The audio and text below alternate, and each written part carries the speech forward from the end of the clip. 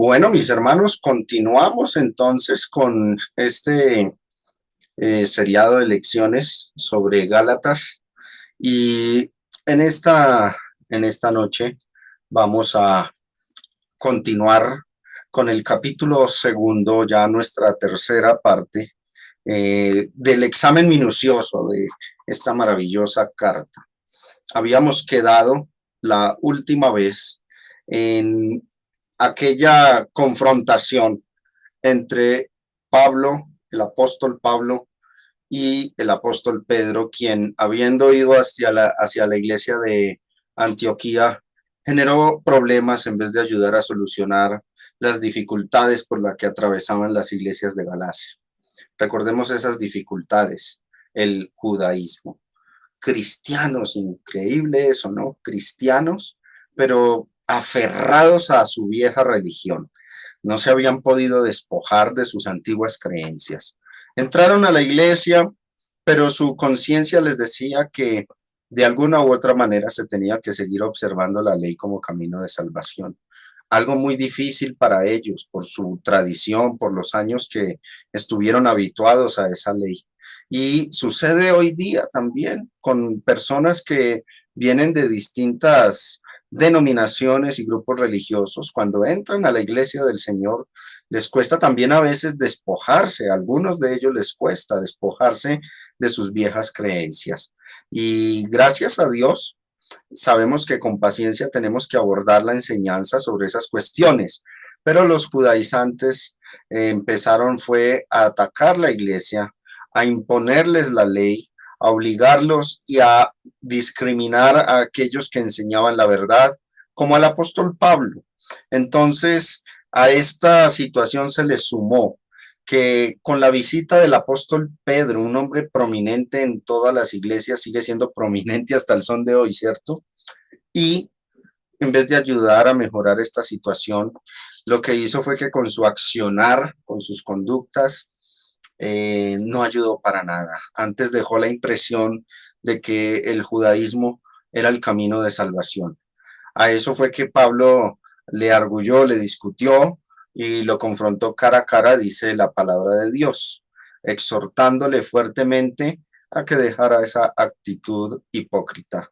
Eso fue lo que vimos, hermanos, nuestra anterior lección. Ahora, hoy vamos a estudiar este importante punto, la justificación por la fe. Porque es lo que se viene entonces en estos versículos subsiguientes, desde el verso 15 hasta el verso 21. Gálatas 2 del 15 al 21, miren lo que dice. Nosotros, judíos de nacimiento, recuerden, estas líneas que empezamos a leer están claramente relacionadas con el verso anterior, están conectadas. En otras palabras, siguen siendo parte de las palabras que Pablo pronuncia hacia Pedro en su exhortación.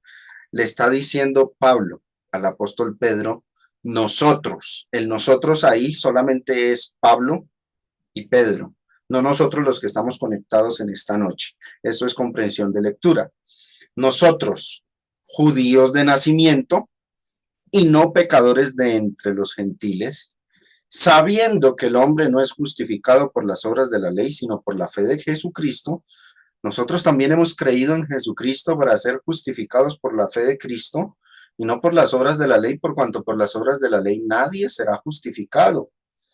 Y si buscando ser justificados en Cristo, también nosotros somos hallados pecadores, ¿es por eso Cristo ministro de pecado? En ninguna manera. Porque si las cosas que destruí, las mismas vuelvo a edificar, transgresor me hago. Porque yo por la ley soy muerto para la ley a fin de vivir para Dios. Y con Cristo estoy juntamente crucificado, dice el apóstol Pablo, y ya no vivo yo, mas vive Cristo en mí. Y lo que ahora vivo en la carne, lo vivo en la fe del Hijo de Dios. Y el cual me amó y se entregó a sí mismo por mí. No desecho la gracia de Dios, pues si por la ley fuese la justicia, entonces por demás murió Cristo. Vamos entonces a abordar la temática que concierne a este estudio, que se titula La justificación por la fe. Y empezamos a escudriñar las líneas que nos corresponden en esta noche. Recordemos, mis hermanos, la confrontación que Pablo el apóstol hizo a Pedro el apóstol en los versos del 11 al 14. Si tienen sus Biblias ahí a sus manos, lean ligeramente esos textos. ¿Cuál fue el error que cometió el apóstol Pedro? Obviamente, lo vimos, fue influenciar con su conducta a los cristianos gentiles a que se judaizaran. Tal vez no tuvo la intención de judaizar. Tal vez Pedro no se esperaba que con su actitud terminasen los cristianos de Galacia o acudiendo a la ley como camino de justificación. Pedro no nos dice la Biblia que lo hiciera con esa intención. La intención de Pedro realmente se escondía en el miedo que le tenía a los judaizantes, y eso lo podemos leer en esos versos. Le tenía miedo a los judaizantes y esto lo condujo a él a accionar de esa manera, a tener cierta, digamos, distancia con los gentiles cuando los judaizantes visitaron la iglesia de Antioquía.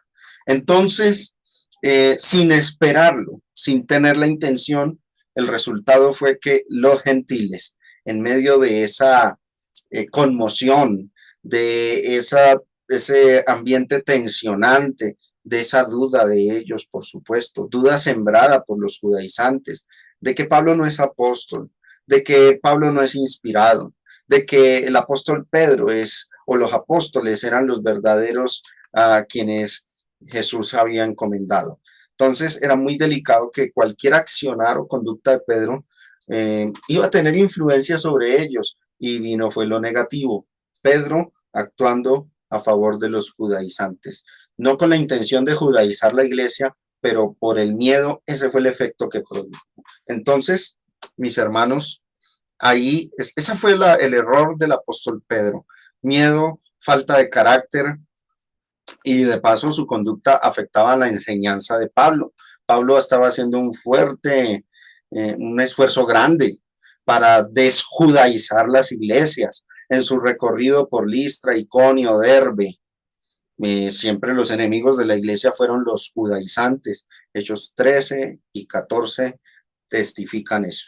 Entonces, afectaba la enseñanza de Pablo, que no era de Pablo, sino del Espíritu Santo a la iglesia. Y de esto aprendimos en nuestra anterior lección, mis hermanos. Esto aprendimos que nuestra conducta es algo esencial y que con ella también instruimos, con ella guiamos, con ella enseñamos.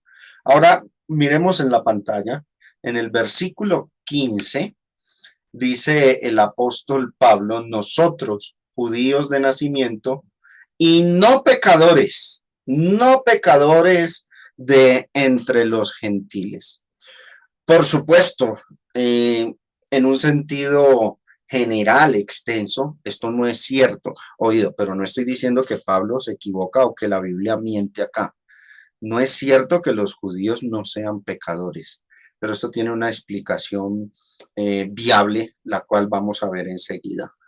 Pablo sabía que los judíos y los gentiles, unos y otros, eran pecadores delante de Dios. Así que esta línea, y no pecadores, tenemos que leerla bajo una elipsis. ¿Cuál sería esa elipsis? No tan pecadores como los gentiles. Esta sería la elipsis apropiada. Me comprometo, para los que de pronto no saben qué es la elipsis, es una figura de lenguaje que abunda en las escrituras en varios pasajes, y que me comprometo a hacer una lección sobre ella porque nos saca de muchas dudas. En resumen, voy a decir así ligeramente, y ustedes pueden averiguar si gustan por internet. La elipsis son palabras invisibles, las palabras que no están, pero son necesarias para ayudar a entender un pasaje. Entonces dice, y no pecadores, realmente es no tan pecadores como los gentiles, no tan pecadores. ¿Por qué lo digo yo? Bueno, Romanos 3, en el verso 9, el mismo apóstol que escribe Gálatas dijo, ¿qué pues? Somos nosotros, y hay una elipsis, los judíos, mejores que ellos, elipsis, los gentiles. En ninguna manera, pues ya hemos acusado, y ahí esta frase confirma la elipsis que acabo de decir, hemos acusado a judíos y a gentiles que todos están bajo pecado. Alguno dirá, ¿será entonces que la Biblia se contradice? Romanos 3:9 dice que los judíos están bajo pecado y Gálatas 2:15 dice que los judíos son no pecadores. No tan pecadores, es como se debe entender Gálatas 2:15 a la luz de lo que nos dice Romanos capítulo 3, versículo 9. Explicación. Se supone, se supone que los judíos, por tener una ley revelada y escrita, no debían pecar. Dios les envió una ley, se las entrega en sus manos. La ley les dice qué cosas no deben hacer. Se supone que no debían pecar, pero pecaban. Aún así, el pecar de los judíos se suponía debía ser como el pecar de los cristianos hoy día. ¿Cómo es el pecar de los cristianos hoy día? Que no pecamos por práctica o porque estemos viviendo en el pecado, o como dice la carta a los Efesios y otros pasajes, por naturaleza, aunque esa palabra naturaleza se ha prestado también para diferentes interpretaciones. Digamos ligeramente, y después lo sustentaré en un estudio, que cuando dice la Biblia por naturaleza, significa por costumbre de antaño. No pecamos por práctica, los cristianos no pecamos por práctica, porque estemos practicando el pecado constantemente o porque estemos viviendo en el pecado, sino por debilidad y por tropiezo ocasional.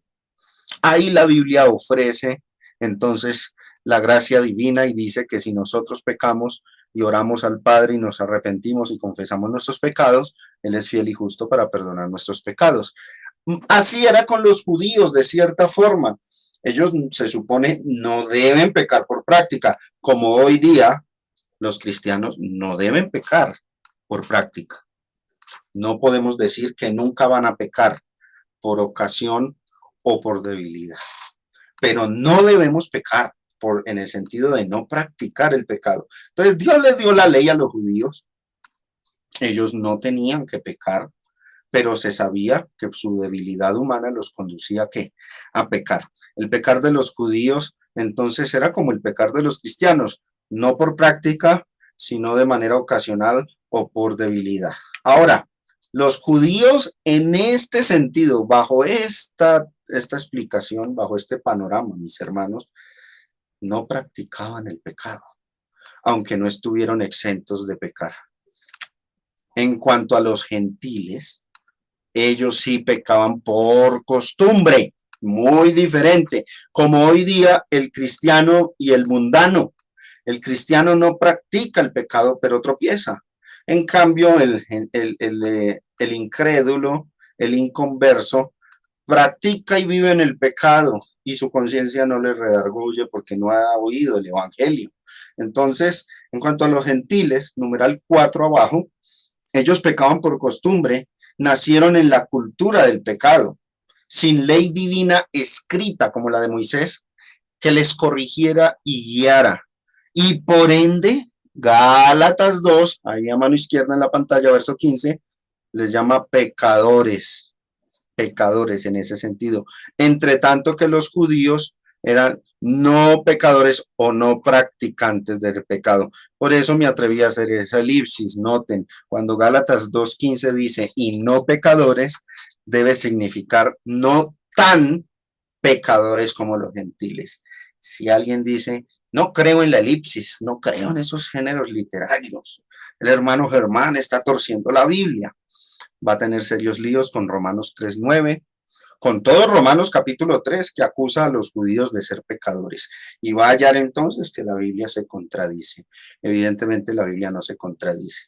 El no pecadores de Gálatas 2:15 significa es no tan pecadores o no practicantes del pecado como los gentiles. Pero Romanos 3:9 es lo suficientemente claro de que Dios acusa a judíos y a gentiles de que todos están bajo pecado. Ahora bien, mis hermanos, observemos el término justificados que va a aparecer en el verso 16, sabiendo que el hombre no es justificado por las obras de la ley.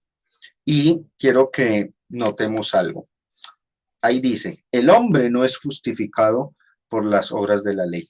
Para entender esto, necesitamos comprender bien qué significa el término o la palabra justificar, justificación, justificado, ¿no? Justificación. Miramos lo que nos definen algunos diccionarios. El diccionario de Alfonso Lockwood, diccionario ilustrado de la Biblia, dice así. La palabra justificación puede ser definida como el acto judicial de Dios por medio del cual, basado en la obra meritoria de Cristo imputada al pecador y recibida por fe, ¿qué sucede? Dios declara al pecador absuelto de pecado, liberado de su pena y restaurado ante Dios como justo. No somos verdaderamente justos por nuestras acciones personales, no pudimos, pero en Cristo Jesús, en ese sacrificio maravilloso y por nuestra fe en ese sacrificio, Dios nos declara justos, Dios nos justifica, Dios nos libra del pecado. Significa estar establecido por Dios en una relación recta con Él. Desligados, separados de Cristo, ahora justificados significa unidos nuevamente en comunión con Dios. Sigue diciendo el diccionario. En los tiempos del Antiguo Testamento se pensaba alcanzar la justificación mediante una perfecta observancia de la ley o la Torá, así le llaman los judíos a la ley. Era entonces una justificación buscada por el esfuerzo humano. Es que bajo la ley no había gracia, sino simplemente yo tenía que cumplir la ley perfectamente para poder alcanzar mi justificación, buscada por el esfuerzo humano. Paréntesis, porque de la justificación que es por la ley de Moisés, escribe así: el hombre que haga estas cosas vivirá por ellas. Romanos 10, verso 5. Ahora, ¿qué sucede? La experiencia humana por todas las edades, mis hermanos, ¿cuál ha sido? Que por medio de las obras de la ley, o sea, por medio de cada individuo tener que obedecer al 100% y perfectamente la ley de Moisés, nunca podrá lograr su justificación. Todos los seres humanos somos imperfectos. No hay justo ni a uno. Ninguno puede. No se puede. Es la realidad. Pues encontraba que siempre faltaba en algo. El ser humano siempre fracasa en algún punto de la ley, especialmente en aquellos pecados que son de la mente, aquellos pecados que tienen que ver con nuestros pensamientos, las concupiscencias. Ahí fracasamos todos. Puede que lleguemos a mostrar santidad externa, pero la pureza del corazón es algo muy, muy difícil. Entonces, dice, sabiendo que el hombre no es justificado por las obras de la ley, ¿qué significaría? Que no puede alcanzar su salvación si pretende ganársela por sus propios méritos, cumpliendo perfectamente la ley de Moisés. Quiero que miremos esta definición que nos da otro diccionario, Manual de la Biblia de Merrill Tenney. Dice, la Biblia dice que Dios justifica al impío. No quiere decir que pone como buenas sus malas obras, no, sino que toma a una persona pecadora y la limpia con la sangre de Cristo, haciéndola así justa. Eso es lo que sucedió con nosotros, con todos nosotros cuando fuimos bautizados para el perdón de nuestros pecados. Ahí alcanzamos nuestra justificación. Dice, todo porque su fe le es contada por justicia. Lo dice también Romanos 4, verso 5. Esa persona ha hecho uso de su fe, depositándola en la persona y el sacrificio del Señor Jesús. puede entonces desde ahí, desde esa fe, disfrutar de paz con Dios por medio de nuestro Señor Jesucristo. Eso es la justificación. Cuando ponemos fe obediente, no fe desobediente o fe sola que no hace nada, ¿no? Fe obediente en la persona de Cristo y obedecemos su evangelio, y esa fe nos da la justificación, nos absuelve de las culpas delante de Dios, nuestros pecados son totalmente perdonados. Quiero ilustrarlo para ustedes, mis hermanos, en esta noche con un diagrama y digamos, una comparación, una situación moderna. La universidad. ¿Cómo funciona la justificación bajo la ley y bajo la gracia de Jesucristo? Aquí tenemos la universidad. La justificación por las obras de la ley sería como cuando tú quieres hacer una carrera universitaria. Vas a la universidad y te tienes que matricular ahí, en la universidad. Y luego de un proceso de años de estudio, tú vas a recibir la graduación, tu diploma, como se dice, tu cartón, tu título universitario. Así es como funcionaba también bajo la ley, la salvación por la ley. Tú primero empiezas obedeciendo al 100% la ley. La tienes que cumplir toda para al final recibir el galardón, para al final recibir tu justificación, tu salvación. Es un camino difícil porque, bueno, hablamos de universidad y se logra, ¿sí? Pero es que hablar de la salvación y de cumplir estrictamente la ley para alcanzarla es difícil para el ser humano. Entonces, ninguno ha podido, ningún ser humano, excepción Jesucristo. Entonces, eso es como hablar bajo la ley, ¿no? El camino de justificación es cumpliendo, pasando el proceso de entrenamiento, de aprendizaje y siendo fiel al 100%, sin pecar. En el momento en que peques y quebrantes un solo punto, te haces culpable de todos y tienes que volver a empezar. Entonces, el asunto es este. Así era bajo la ley, como cuando te inscribes en la universidad y al final te dan el título, o en este caso la salvación o la justificación viene siendo el título. Pero la gracia o el evangelio o la fe de Jesucristo es lo contrario. Recibes el título al principio, recibes la salvación. ¿Cuándo? Cuando es desde el evangelio.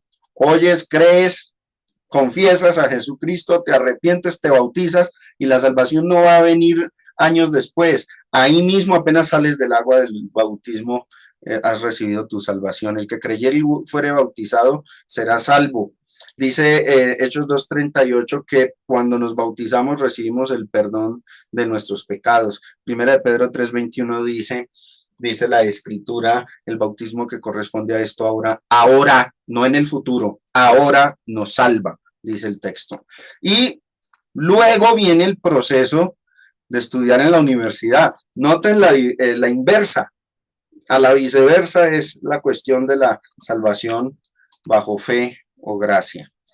En la ley primero te inscribes y haces el proceso de estudio para lograr el título o la salvación. Bajo la gracia, primero recibes tu salvación y luego pasas por el proceso de aprendizaje, pero el proceso cuando tú lo estás viviendo, mi hermano, mi hermana, que vas a la iglesia, estudias la Biblia, quieres tener conocimiento y vas puliendo tu comportamiento, tu carácter se va transformando, vas cambiando, vas abandonando ciertas prácticas pecaminosas, con todo eso, con todas esas debilidades, imperfecciones del ser humano que se van cambiando en ese proceso, lo vas haciendo cuando ya eres salvo, cuando ya Dios te dio la salvación, te la regaló gratuitamente y pasas por un proceso, pero eres salvo, no estás perdido, no te vas a condenar, a menos que te salgas de la universidad, al menos que te salgas del proceso, por supuesto te pierdes, pero así es bajo la fe. Y noten los textos que sustentan esta visión o esta comparación.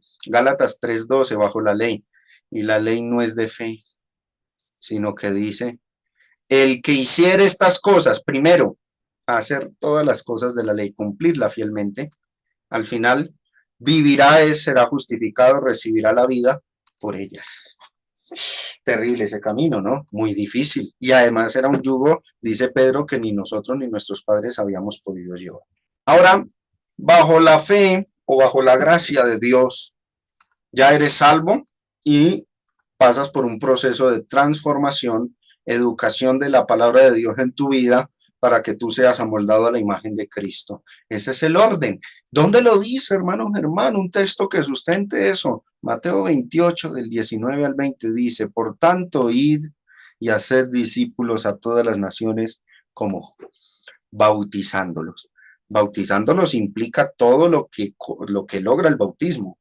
En el bautismo somos lavados nuestros pecados. En el bautismo recibimos vida eterna. En el bautismo recibimos el perdón, la justificación. En el bautismo somos sepultados con Cristo y cuando salimos del agua tenemos vida nueva. Eso es lo que enseña este texto. Bautizándolos primero, recibiendo la salvación anticipadamente sin hacerla o cumplir las obras de la ley en su totalidad. En el nombre del Padre, del Hijo y del Espíritu Santo. Y luego de que te bautizas, viene lo otro, enseñándoles que guarden todas las cosas que os he mandado. Y aquí yo estoy con vosotros todos los días hasta el fin del mundo. Amén. Notan que esta comparación es claramente sustentada por las escrituras. Esa es la gran diferencia. Los judíos, los judaizantes, al querer injertar la ley de Dios o un camino de justificación por la ley a los cristianos gentiles, a las iglesias de Galacia, estaban modificando todo el plan de Dios, estaban alterando la obra de fe, de gracia y el sacrificio de Jesucristo, estaban atentando contra el sistema del evangelio y eso era una profanación total, una aberración total de lo que es el evangelio. Así que mis hermanos, la ruta de la justificación por cumplir la ley se hace imposible para el hombre por varias razones. Y ahí dice, por cuanto por las obras de la ley nadie será justificado. La ruta de la justificación, cumpliendo totalmente la ley de Moisés, imposible. Imposible para el hombre por varias razones. Primera, la debilidad humana no permite cumplir al 100% la ley divina. Aunque tú seas muy, digamos, creyente de que lo puedes lograr, no lo puedes lograr. Ningún ser humano lo pudo hacer. Y esa debilidad no permite que cumplamos al 100% la ley divina. Romanos 7, del 15 al 17 dice, porque lo que hago, y aquí Pablo está personificando a todos los que vivieron bajo la ley. Si ustedes retroceden a Romanos 7, verso 1, Pablo dice clarito, hablo con los que conocen la ley. Y entonces, en este texto que es malinterpretado por muchos diciendo, miren, ahí Pablo dice que él es pecador, entonces, ¿qué puedo esperar de mí? No, Pablo lo que está haciendo es personificar al judío, personificar a aquella persona que bajo el yugo de la ley no puede ser justificada o renovada. Dice Romanos 7, verso 15 al 17, porque lo que hago no lo entiendo, pues no hago lo que quiero, sino lo que aborrezco, eso hago. Y si lo que no quiero, esto hago, apruebo que la ley de Dios es buena. La ley de Moisés no era mala, era buena. De manera que ya no soy yo quien hace aquello, sino el pecado que mora en mí. Interesante notar aquí que cuando dice el pecado que mora en mí, esto trae muchas contrariedades. El pecado no es un ente, no es una entidad que se pueda mover de un lugar a otro o que permanezca de manera, digamos, independiente al ser humano, que fuese un ente. De ahí que los proponentes de la doctrina de la imputación de pecados a Jesús digan que cuando Jesús murió en la cruz, entonces los pecados del mundo le traspasaron como si el pecado fuese una entidad que pudiera moverse de un lugar a otro. El pecado que mora en mí, ¿qué significa?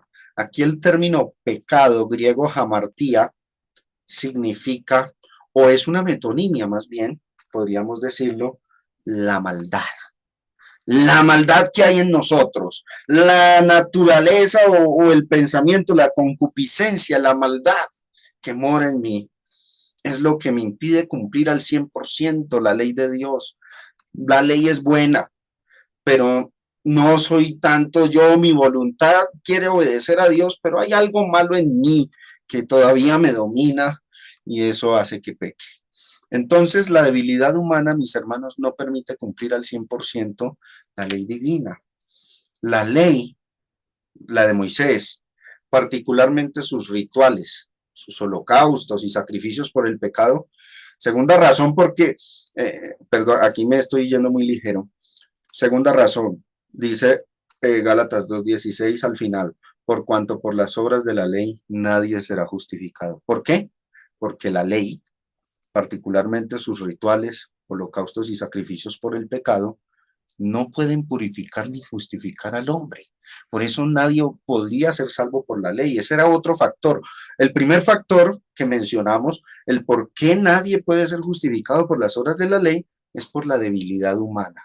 Además, una ley muy difícil, ¿no? Entonces, súmele esas dos cosas. Una ley muy difícil, dice Pedro, un yugo que ni nosotros ni nuestros padres hemos podido llevar, Hechos 15. Y súmele la debilidad humana, combinación perfecta para fracasar. Entonces, y lo explica Romanos 7, Pablo, personificándose en un individuo bajo la ley. Dice, no, pero es que yo apruebo que la ley es buena, yo quisiera cumplirla, pero la maldad que hay en mí no me deja. Ahora, en segundo lugar, resulta que aparte de esto, de la debilidad humana, la ley no podía purificar o justificar al hombre con todos sus holocaustos y sacrificios. Eso lo dice Hebreos 10, versículos 1 y luego el verso 4. Porque la ley, teniendo la sombra de los bienes venideros, no la imagen misma de las cosas, nunca puede, dice el texto, por los mismos sacrificios que se ofrecen continuamente cada año, a ser perfectos, a ser justos, justificar, salvar, madurar, completar en cuanto a la redención delante de Dios a los que se acercan. No puede. Y agrega el verso 4 que la sangre de los toros y de los machos cabríos no puede quitar los pecados. Recuerden, el término expiación significa un pago equivalente de la deuda, equivalente. Los animales no equivalen o no son iguales, equiparables en valor al hombre. El hombre fue hecho a imagen y semejanza de Dios. La sangre de los animales no puede suplir ese valor de lo que es el precio del alma de un ser humano. Tenía que morir otro ser humano en su lugar para pagar el precio, y murió Jesucristo. Tan valiosa la sangre de Cristo, superior a la de los hombres, a la de la humanidad en conjunto, y aún así paga la deuda y ni siquiera es equivalente. Quedamos en deuda con él, por eso nos compra y somos sus siervos, sus esclavos, porque la sangre no solamente es equivalente, sino superior, y entonces nosotros quedamos en una condición de deuda con Cristo y por eso comprados con su sangre, a analogía de aquel tiempo cuando existía la esclavitud y se compraban esclavos. Entonces dice, comprados y somos siervos de justicia o esclavos de justicia. Entonces, mis hermanos, por las obras de la ley, nadie será justificado. Oído. Este pasaje, Gálatas 2, verso 16, es muy famoso entre nosotros, en las iglesias de Cristo, para atacar las prácticas como el diezmo, prácticas como el sabbat o el sábado, el día de reposo. Es válido, pero creo que en la mayoría de las veces que usamos ese texto, Gálatas 2:16, lo hemos citado porque creemos entenderlo a su plenitud. Pero creo que tal vez en la mayoría de los creyentes no lo habían comprendido correctamente bajo este contexto de la justificación. Aunque este texto no está hablando de la práctica del diezmo, ni va directamente contra él, hay que hacer unas aclaraciones. Hay denominaciones que practican el diezmo y practican un diezmo totalmente distorsionado que ni siquiera es el de la ley. Y nosotros citamos Gálatas 2:16 para decirles que por las obras de la ley nadie será justificado. Habría que preguntarnos si esa denominación enseña que el diezmo es para salvación, porque si no están enseñando que el diezmo es para salvación, ellos no están fallando bajo la concesión de este pasaje. Están fallando por injertar prácticas a la iglesia que no, Dios no autoriza. Están fallando por añadir algo a la adoración que Dios no manda. Pero decirles que por cuanto por las obras de la ley nadie será justificado, y si esa denominación las hay, dicen, pero es que nosotros no decimos que para ser salvos hay que diezmar, fracasamos utilizando este texto. Ahora, si sí enseñan algún punto de la ley como camino de justificación, y creo que este es el caso de los sabatistas, ellos enseñan que si no se guarda el sábado no se es salvo, ahí sí entra este texto de Gálatas 2:16. Quiero dejar eso como anécdota y como reflexión para todos ustedes, porque la Biblia, cada día que vamos estudiándola más, vamos profundizando en ella, nos demanda que las usemos bien. Procura con diligencia presentarte a Dios aprobado, como obrero que no tiene de qué avergonzarse y que dice después que usa bien la palabra de verdad. Usarla bien implica también que a la hora de refutar el error sepamos qué texto de la Biblia corresponde a la temática que estamos tratando y no usar textos a la ligera, a la ligera. Por ejemplo, muchas veces le leemos a los sectarios o a las denominaciones para enseñarles que abandonen la práctica del diezmo o abandonen el sabbat. Les leemos textos que dice, Cristo nos redimió de la ley. Al gentil no, y nosotros somos gentiles, porque los que estuvieron bajo la ley fueron los judíos. A ellos, a los judíos, Cristo los sacó de la ley, los redimió. A nosotros del pecado, ¿sí? Pero entonces son terminologías que hay que saberlas identificar y detectar en el momento en que estemos nosotros estudiando con otras personas, y en la medida que vamos madurando y avanzando más en este conocimiento, vamos puliendo nuestra manera de enseñar y de usar ciertos textos de la palabra. Vuelvo y reitero, como obreros que no tengan de qué avergonzarse y que usen bien las sagradas escrituras. Entonces, mis hermanos, volviendo al punto, en este versículo 17, el que sigue, encontramos una ironía de parte del apóstol Pablo hacia Pedro, porque recuerden que ahí todavía Pablo le está hablando a Pedro. Y por supuesto, esta ironía está dirigida no solo a Pedro, sino a todos los judaizantes que estaban afectando las iglesias de Galacia. Tanto Pedro como Pablo estaban buscando algo, ¿no? Ahí dice, buscando ser justificados en Cristo, verso 17, es lo que Pablo le dice a Pedro. Y si buscando ser justificados en Cristo, también nosotros somos hallados pecadores, ¿es por eso Cristo ministro de pecado? En ninguna manera. Quiero que lean varias veces este texto y les voy a decir desde ya, uno de los textos más difíciles de entender de la Biblia, el verso 17. Es difícil. Así como se traduce en la versión Reina Valera, es difícil de comprender. Y si buscando ser justificados en Cristo, también nosotros somos hallados pecadores. ¿Qué quiere decir? ¿Cómo así que nosotros hallados pecadores? ¿Es por eso Cristo ministro de pecado? Bueno, ¿qué relación tiene lo uno con lo otro? En ninguna manera. Y quedamos perplejos y a veces sin fruto en nuestro entendimiento entre este pasaje. ¿Qué es lo que sucede? Pablo le está diciendo a Pedro que tú y yo, Pedro, estamos buscando ser justificados en Cristo. Tú también eres cristiano, Pedro. Tú también te convertiste y sabes. ¿Por qué digo que sabes? Que Pablo le dice a Pedro, ¿sabes? Verso 16, sabiendo, tú, Pedro, lo sabes, que el hombre es justificado por la fe y no por la ley de Moisés. Y estamos buscando, Pedro, le está diciendo Pablo a Pedro, Pedro, estamos buscando ser justificados en Cristo, porque entendemos perfectamente que por la ley nadie lo va a lograr, verso anterior. Pero los judaizantes insistían que la ley era el camino para lograr la justificación. Esa era la argumentación de los judaizantes. Con ese argumento, los judaizantes estaban rechazando la justificación por la fe en Cristo Jesús. Estaban rechazando la gracia de Dios indirectamente. Era la consecuencia de enseñar el camino de la ley, de la justificación por la ley. Es como si dijeran, no necesitas cumplirlo todo a la perfección. Es Pablo diciéndole a Pedro, no necesitas, Pedro, cumplir toda la ley a la perfección para ser salvo. Tú lo sabes, tú sabes que ese no es el camino. La ruta no es cumplir toda la ley para ser salvo. Ahora en Cristo, el orden es contrario. Ahora en Cristo primero te salvas por la fe y por la gracia y luego viene un proceso de transformación.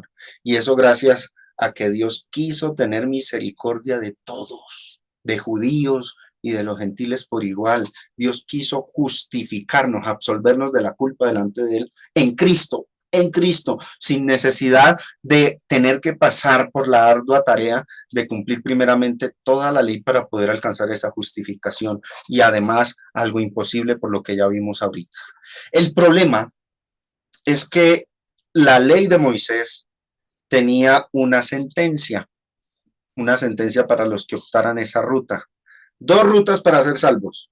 La gracia, llámale evangelio, llámale la fe de Jesucristo, y la ley de Moisés. Si tomas la ruta de la ley de Moisés, hay un lío, que esa ley te constituye en pecador. Y por eso, dice el verso 17, Pedro, estamos buscando ser justificados en Cristo, tú y yo. Tú sabes que por la ley nadie será justificado. Además, la ley tiene una debilidad. Si tú la quebrantas una sola vez, te constituyes ¿en qué?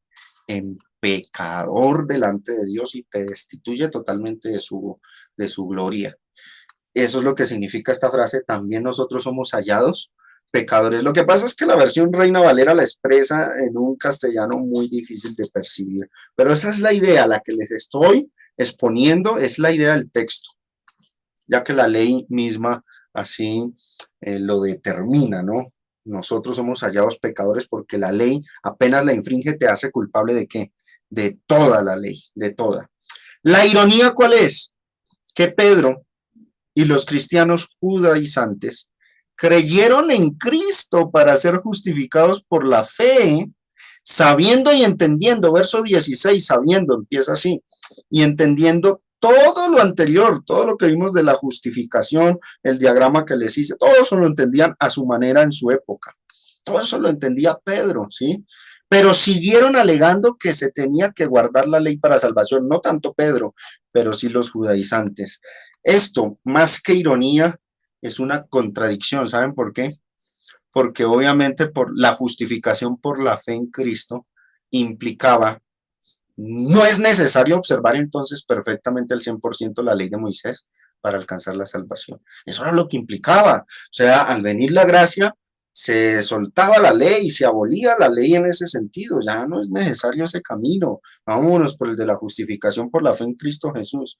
Ante esto, ante esta situación, un judaizante podría alegar, arguir, que entonces el Señor Jesucristo, cuando justifica a una persona que toda su vida pecó, toda su vida, esa era la manera de pensar del judío, y pongámonos en sus zapatos en este momento, mis hermanos. ¿Qué pensaba un judío? Ay, ¿cómo así? Nosotros los judíos, tratando de ser perfectos, de no pecar, de cumplir estrictamente una ley al 100%. Y ahora nos viene un mensaje que nos dice que no es así, que tú te salvas desde un principio, que mientras nosotros toda la vida nos matamos por no pecar, vienen y nos dicen que ese pecador gentil, inmundo, que es abominable, de un día para otro se justifica. Nos parece injusto. Ese era el pensamiento judío. Nos parece injusto que Dios haga eso. Entonces, si esto es así, decía el judío, Cristo es ministro de pecado, está alcahueteando el pecado, porque lo más correcto, según la conciencia judía, conciencia humana, era pasar por toda la ruta de la ley y alcanzarla. Eso es más loable. Eso es más glorioso, eso es más agradable. Pero nos están diciendo que un personaje que toda su vida ha pecado, de la noche a la mañana quedó justificado. Ese era el problema de los judíos. Y eso es lo que le está arguyendo aquí Pablo a Pedro. Si nosotros buscamos ser justificados en Cristo porque por la ley no podemos, y somos hallados pecadores porque no vamos a poder cumplir la ley, es por eso Cristo ministro de pecado. O sea, ¿será que los judaizantes van a decir entonces que Cristo alcahuetea el pecado? De ninguna manera, no. Es la gracia de Dios. Así funcionó la misericordia de Dios. Solamente acéptalo, créelo. Si humanamente no te parece razonable, viable, porque a veces nuestra justicia o nuestro sentido de justicia es uno, pero el de Dios es otro. Por eso sus caminos son más altos que los nuestros. Y si nos parece que es mucho descaro que Dios de la noche a la mañana justifique a alguien y nosotros todo el tiempo trabajando por una justificación y no la alcanzamos, entonces Dios alcahueteó el pecado y Jesús es ministro de pecado. Esa es la idea que transmite este texto, que está Pablo realmente combatiendo el pensamiento judaizante. Ahora, mire cómo expresamos la idea acá. Tú eres justificado al principio del camino. Eso al judío radical no le gustaba. No le gustaba, le parecía injusto. Es más, en una parábola Jesús habló de que contrató ciertos obreros en la mañana y les acordó un valor, les iba a pagar un jornal, luego al mediodía contrata a otros y le paga el mismo valor, y al final, faltando una hora para que se acabe el día, contrató a otros obreros y le pagó el día completo, y los primeros empezaron a revirar diciendo, ¿cómo es esto? Porque les da el mismo pago. Esa parábola nos ilustra que la mente humana y el sentido de justicia humano no puede funcionar igual que el de Dios. Son diferentes los caminos de Dios a los nuestros. Y a veces, hermanos, con esto digo algo, a veces cuando interpretamos ciertas doctrinas, ciertos temas de la Biblia, queremos imputarles a ellos nuestro sentido personal de justicia, y así no funciona, así no vamos a interpretar bien. En eso fue que fracasaron los judíos en este ámbito de la justificación. La justificación en Cristo es: tú eres justificado al principio del camino por misericordia y por gracia, y luego de recibir tu salvación debes continuar, no sin ley. Por eso Cristo no es ministro de pecado, porque sí hay ley, en Cristo hay ley, pero la empiezas a guardar después de que eres salvo, después de que Dios te regala la salvación, bajo una nueva ley, no tan rigurosa como la de Moisés, más llevadera, más fácil su carga, ligera es mi carga, mi yugo es fácil, dice el Señor. Entonces, no es que alcahuetea el pecado, no, dio una nueva ley más llevadera para el ser humano, porque Dios quiere que todos los hombres sean salvos y que ninguno perezca. Entonces, no pone obstáculos. Antes la puso más fácil, pero bajo la ley tú serás justificado es al final del camino, siempre y cuando, condicional, hayas andado perfectamente en esa ley. Ahora, pasemos al versículo 18. Me quedan unos 4 minutos. Quiero tomarme 5 más para culminar bien la lección.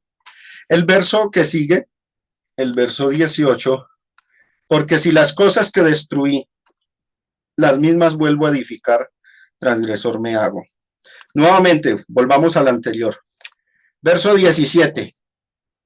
Versículo, como les dije, muy difícil de entender, ¿cierto? Pero ya expuse su significado. Ahora viene otro versículo también difícil de entender, porque alguno dirá, bueno, la temática de antes, ¿en qué conecta con este versículo? Porque si las cosas que destruí, las mismas vuelvo a edificar, transgresor me hago.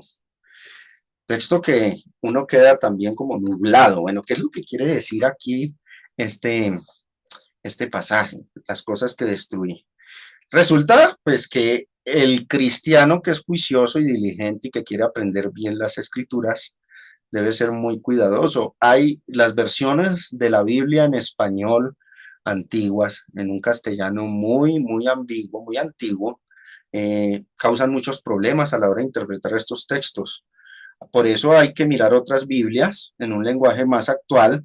Y, por ejemplo, la versión Palabra de Dios para Todos, mire cómo vierte este pasaje más entendible, Gálatas 2:18.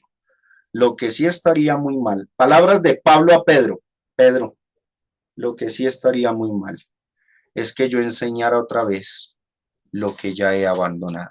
Eso está mal, Pedro, te queda mal, te queda mal. Tú estás enseñando, tú estás, dice las mismas, vuelvo a edificar, dice la Valera. O sea, tú, Pedro, estás edificando y enseñando, no de palabra, Pedro, pero con tu conducta lo estás haciendo.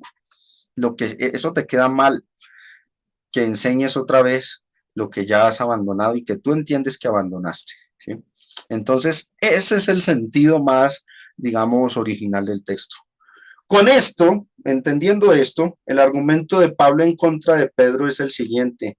Pedro, tú abandonaste la ley cuando te convertiste a Cristo, pero ahora con tu conducta, esto es una expresión mía personal de interpretación del pasaje, de lo que significa, ¿no? Para que lo tengan en cuenta. Es Pablo diciéndole a Pedro, Pedro, tú abandonaste la ley cuando te convertiste a Cristo, pero ahora con tu conducta estás mostrando que vuelves a reconstruir tu camino en la ley. Las cosas que destruiste, ¿cómo las destruyó? No a los golpes, Pedro, no, sino al predicar la abolición de la ley. Pedro tuvo que haber enseñado que la ley quedó abolida, por supuesto, y lo enseña en Hechos 15. Al predicar la abolición de la ley, las cosas que destruiste, has vuelto a levantar. ¿Cómo las volvió a levantar? Ante los cristianos de Antioquía, con su conducta judaizante, estaba volviendo a levantar el camino de la ley. Con ello eres un transgresor, Pedro, estás pecando. Eres transgresor de la ley mosaica. ¿Por qué, Pedro? Porque es hipocresía, tú no la estás guardando, Pedro. Antes de que llegaran esos judaizantes, tú estabas con la gente, no la estabas guardando. Y la ley dice claramente que si la quebrantas en un solo punto, te haces culpable de todo. Entonces, hipócrita, pegaste, Pedro, y también quebrantas la gracia porque tratas de insinuarle a los gentiles que se debe judaizar, que se debe guardar la ley al tener esa conducta. Estás pecando con esa actitud, Pedro. Es así como se debe entender este panorama del versículo 18. Es así más o menos. Y pues ustedes, mis hermanos, si dudan de esta interpretación, yo los animo a que tomen varias versiones de la Biblia. Dios habla hoy, Nueva Traducción Viviente, y lean ese pasaje, Gálatas 2:18, en esas versiones de la Biblia que se traducen de una forma más explícita, más entendible a nuestro lenguaje actual. Finalmente, el apóstol Pablo sigue respondiendo indirectamente por medio de las palabras hacia Pedro a los judaizantes, le sigue respondiendo las argucias, las falacias, las mentiras que ellos estaban sembrando en las iglesias con las palabras de los versículos del 19 al 21. Porque yo por la ley soy muerto para la ley a fin de vivir para Dios. Nuevamente otra vez, el texto es difícil de entender por esta traducción, ¿sí o no? Que es, yo por la ley soy muerto para la ley. ¿Cómo así? ¿Qué significa esto? Yo por la ley soy muerto para la ley. Bueno, volvamos al contexto. Cristo no es ministro de pecado o alcahuete con el pecado, porque aunque ahora no viven bajo la ley, de todas maneras sí deben vivir para Dios bajo su nueva ley, y Dios es santo, jamás permitiría que los cristianos andaran en el pecado. Esa es la idea ahí, porque yo por la ley soy muerto para la ley a fin de vivir para Dios. Miremos otra traducción y salimos de complicaciones. Nueva Traducción Viviente, Gálatas 2:19, dice, pues cuando intenté obedecer la ley misma me condenó. Así que morí a la ley, es decir, dejé de intentar cumplir todas sus exigencias a fin de vivir para Dios. Ahora, no sin ley, sino bajo la ley de Cristo. Mucho más clara esta traducción, por supuesto. Por eso yo soy, reitero, mis hermanos, a ustedes, consíganse en otro ejemplar de la Biblia y cuando estudien, sigan con la Valera, pero cuando la estudien, comparen las traducciones de Biblias con un castellano más actual. Es más, la ley de Cristo pudo hacer lo que no hizo la ley de Moisés, y de esto estudiaremos en la próxima lección, capítulo 3. Pablo le dice, vea, la ley de Cristo, Pedro, pudo lograr en mí lo que la ley de Moisés no logró, transformarme. Me ha transformado en otra persona. No soy el Pablo de antes. Ya no tengo el mismo carácter anterior. Ahora mi carácter es el de Cristo. Cristo vive en mí. Y eso es lo que dice el verso 20. Con Cristo estoy juntamente crucificado. Ya no vivo yo, mas vive Cristo en mí. Y lo que ahora vivo en la carne, lo vivo en la fe del Hijo de Dios, el cual me amó y se entregó a sí mismo por mí. Y remata el apóstol Pablo, mis hermanos, oído, el verso que sigue, verso 21, es la mejor refutación contra los judaizantes cristianos de la época. Si la justificación fuera por el método de la ley, primero obedezco y luego lo gano, la justificación, la muerte de Cristo, si se pudiese lograr, si un ser humano pudiese ser salvo guardando la ley, si la pudiese cumplir, ¿para qué vino a morir Cristo si los seres humanos pueden cumplirla? Entonces la muerte de Cristo fue algo vano y sin sentido, porque la gente podía cumplirla. Porque Cristo murió fue para justificar a los que no pudieron guardar la ley. Pero si tenemos que cumplirla, si alguien tiene que cumplirla y pudiera cumplirla, eso indica que no era necesario que Cristo viniera a morir de esa forma en la cruz, tan cruel como murió en la cruz, para lograr algo que se podía lograr en la vieja dispensación, una muerte en vano. Eso es lo que concluye este texto. No desecho la gracia de Dios, pues si por la ley fuese la justicia, si por la ruta de la ley se lograse la justificación, entonces Cristo, la muerte de Cristo es un escenario totalmente innecesario. Y eso es como dice Gálatas 2:21, pero en esta nueva traducción viviente dice, yo no tomo la gracia de Dios como algo sin sentido. Pedro, pues si cumplir la ley pudiera hacernos justos ante Dios, entonces no habría sido necesario que Cristo muriera. Pero la ley no podía salvar, la ley no podía justificar y por eso era necesario que Cristo viniera a morir por todos. Entonces, considero yo este versículo 21 es el mejor argumento, la refutación a los judaizantes que estaban queriendo ser cristianos y practicar la ley judía al mismo tiempo.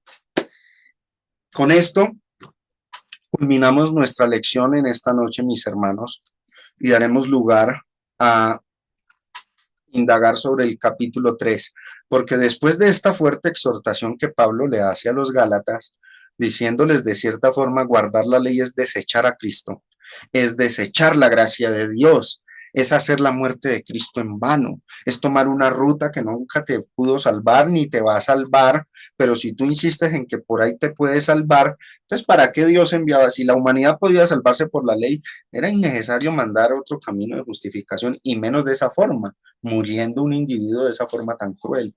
No era necesario. Están haciendo van a la cruz de Cristo, la muerte de Cristo, y eso era insensatez. Y eso es lo que les dice en el capítulo 3, verso 1, oh Gálatas insensatos, o como dice esta versión, Gálatas 3:1, la nueva traducción viviente, ay Gálatas tontos, ¿quién los ha hechizado? Pues el significado de la muerte de Jesucristo se les explicó con tanta claridad como si lo hubieran visto morir en la cruz. Pero estas líneas las vamos a estudiar en nuestra próxima lección. Hoy culminamos el capítulo 2 de Gálatas. Esta tercera parte cerramos el capítulo 2 y la otra semana nos adentraremos en el capítulo 3, continuando la charla del apóstol Pablo. Noten que ya Pablo deja de hablar con Pedro, hasta ahí habló con Pedro, y cuando empieza el capítulo 3, verso 1, ya se está dirigiendo nuevamente a los Gálatas. Por eso les dice, oh Gálatas insensatos.